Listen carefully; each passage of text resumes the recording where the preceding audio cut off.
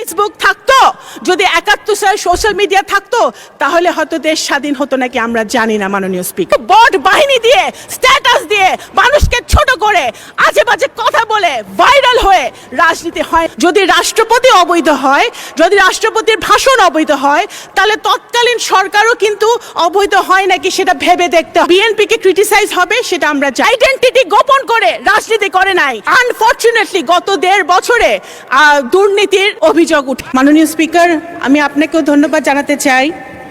দেশ ও জাতি আজকে গর্বিত যে একজন বীর মুক্তিযোদ্ধা আজকে স্পিকারের আসনে বসে আছে। আমরা আজকে গর্বিত। আমি মাননীয় সংসদ নেতা, দেশের প্রধানমন্ত্রী জনাব তারেক রহমানকে ধন্যবাদ জানাতে চাই। মাননীয় স্পিকার, আমাদের দেশের একটা দুর্ভাগ্য হলো, আমরা দেখেছি রাজনৈতিক দলের নেতারা বা নেত্রীরা ইতিহাস লিখতে চায়। যখন আমরা ইতিহাস লেখার চেষ্টা করি, যেমন আমরা দেখেছি গত ফ্যাসিবাদ আওয়ামী লীগ সরকার নিজের আপন মনের মাধুরী মিশিয়ে ইতিহাস বিকৃত করেছিল, সেই ইতিহাস যখন আমরা লিখতে চাই তখন আমরা আপন মনের মাধুরী মিশিয়ে ইতিহাস লেখার চেষ্টা করি।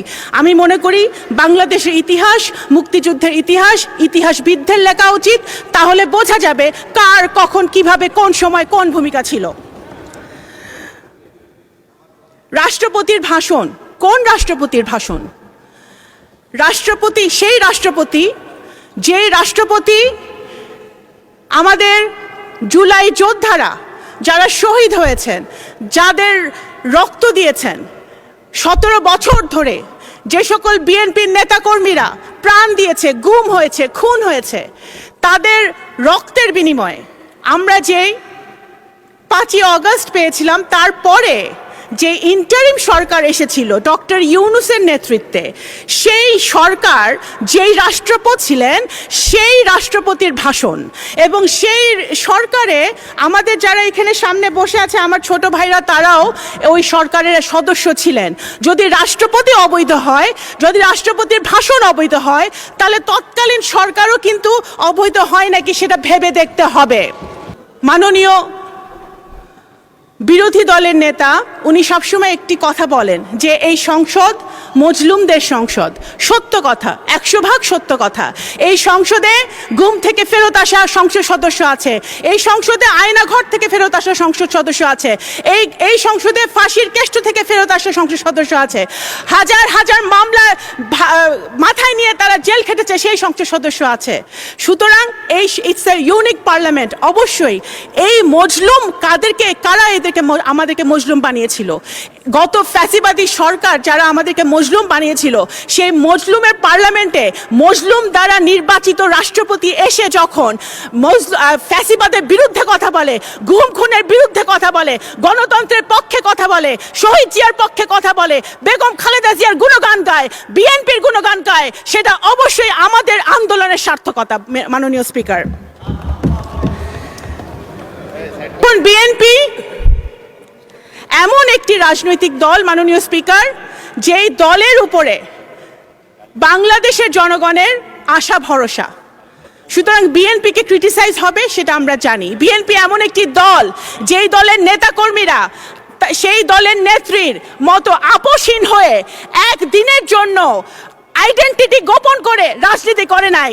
এই দলের নেতাকর্মীরা ধানের শীষের ব্যাজ লাগিয়ে শহীদ জিয়া, তারেক রহমান, খালেদা জিয়া টি শার্ট পরে তারা গুলি খেয়েছে, টিয়ার গ্যাস খেয়েছে, জেলে গিয়েছে।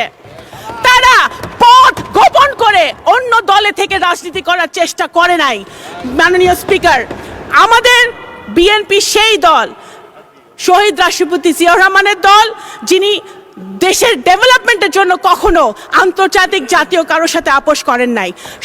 বেগম খালেদা জিয়ার দল, যিনি দেশের গণতন্ত্রের জন্য, স্বাধীনতা, সার্বভৌমত্বের জন্য কারোর সাথে আপোষ করে নাই। এই দলের হাজার হাজার নেতাকর্মী জান দিয়েছে, প্রাণ দিয়েছে, ভবিষ্যতেও জান দিবে, প্রাণ দিবে। জুলাই সনদ অনেক কথা হয়েছে জুলাই সনদ নিয়ে মাননীয় স্পিকার। জুলাই সনদ অবশ্যই বিএনপিকে জুলাই সনদ নিয়ে বলে কোনো লাভ নাই। জুলাই সনদ মানে কি একটা রিফর্ম, বাংলাদেশের রিফর্ম, নতুন প্রজন্মের জন্য রিফর্ম, সংস্কার। আপনি যদি ইতিহাস দেখেন, বাংলাদেশ জাতীয়তাবাদী দল বাংলাদেশে একটি মাত্র দল যে বাংলাদেশের জন্মের পর থেকে এখন পর্যন্ত যত রকম রিফর্ম সংস্কার হয়েছে বাংলাদেশের উন্নতির জন্য প্রত্যেকটা বিএনপির হাত ধরে হয়েছে।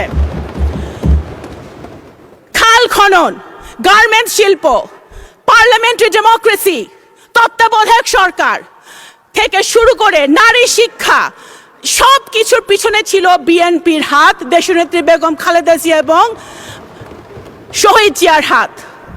এবং এখন যেটা হচ্ছে reform, family card, farmers card, আমাদের নতুন প্রজন্মের জন্য কাজ, এই সব কিছুই হচ্ছে জনাব তারেক রহমান বিএনপির হাত দিয়ে, যেটার আপনারাও সুফল পাবেন ইনশাল্লাহ বিরোধী দলের নেতৃবৃন্দ। সুতরাং বিএনপিকে জুলাই সনদ বাস্তবায়ন হবে না সেটা বলে লাভ নেই। বিএনপির হাত দিয়ে জুলাই সনদ বাস্তবায়ন হবে ইনশাল্লাহ। এবং মাননীয় স্পিকার, শুধু এই যে সকল অন্যায়, অত্যাচার, অবিচার বাংলাদেশের মাটিতে হয়েছে, জুলাই অভ্যুত্থানে যারা শহীদ হয়েছে, আমাদের যারা গুম হয়েছে, যারা, তাদের বিচারও বিএনপির হাত দিয়েই হবে ইনশাল্লাহ বাংলাদেশের মাটিতে। মাননীয় স্পিকার, আমরা খুশি, আমি ব্যক্তিগতভাবে আমি একজন রাজনৈতিক কর্মী হিসেবে খুশি হয়েছিলাম যখন আমাদের দেশের ছেলেমেয়েরা মাঠে নেমেছিল কোটার আন্দোলনে, একটা ইস্যুকে কেন্দ্র করে, দেশকে ভালোবেসে।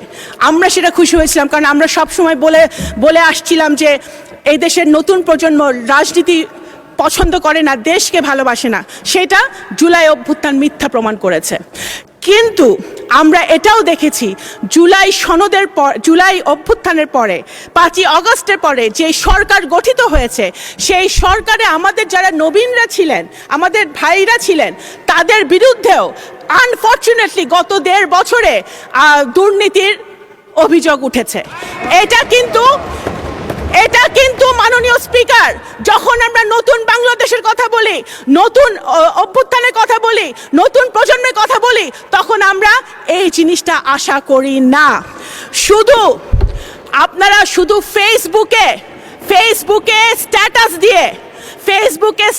দিয়ে ভাইরাল হওয়ার জন্য বড় বড় কথা বলে পলিটিক্স হয় না মাননীয় স্পিকার। দেশের জন্য যদি কাজ করতে হয়, দেশের জনগণের জন্য যদি কাজ করতে হয়, সরকার, বিরোধী দল সরকারের একটি অত্যন্ত গুরুত্বপূর্ণ অংশ, যদি সরকারে থেকে কাজ করতে হয় তাহলে এক্সপিরিয়েন্স যেমন দরকার, সাহস যেরকম দরকার, বুদ্ধিমত্তাও সেরকম দরকার। বিএনপি এমন রাজনৈতিক দল যে ফেসবুকে রাজনীতি করে না, তারা রাস্তায় গুলি খেয়ে তারা রাজনীতি করে, শুধু বট বাহিনী দিয়ে, স্ট্যাটাস দিয়ে, মানুষকে ছোট করে, আজে বাজে কথা বলে, ভাইরাল হয়ে রাজনীতি হয় না। যদি 71 সালে ফেসবুক থাকতো, যদি 71 সালে সোশ্যাল মিডিয়া থাকতো, তাহলে হয়তো দেশ স্বাধীন হতো নাকি আমরা জানি না মাননীয় স্পিকার। এবং আমি একজন মুক্তিযোদ্ধার সন্তান হিসেবে বলছি, এবং আমি রিলেট করি।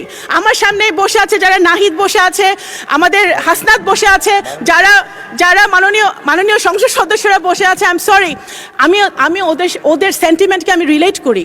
আমরাও চাই আমাদের সন্তানরাও, আমরাও চাই যে আমাদের সন্তানরা একটি নতুন বাংলাদেশে বসবাস করুক, যে বাংলাদেশে আইনের শাসন থাকবে, বিচার, খুনের বিচার হবে, ন্যায় বিচার প্রতিষ্ঠা হবে, বাংলাদেশ গুণগতভাবে উন্নয়নের শিখরে উঠবে। সেটা ইনশাল্লাহ আমরা যদি ঐক্যবদ্ধ থাকি, কাদা ছড়াছড়ি না করি, আমাদের এই পার্লামেন্ট থেকে ইনশাল্লাহ সূচনা হবে।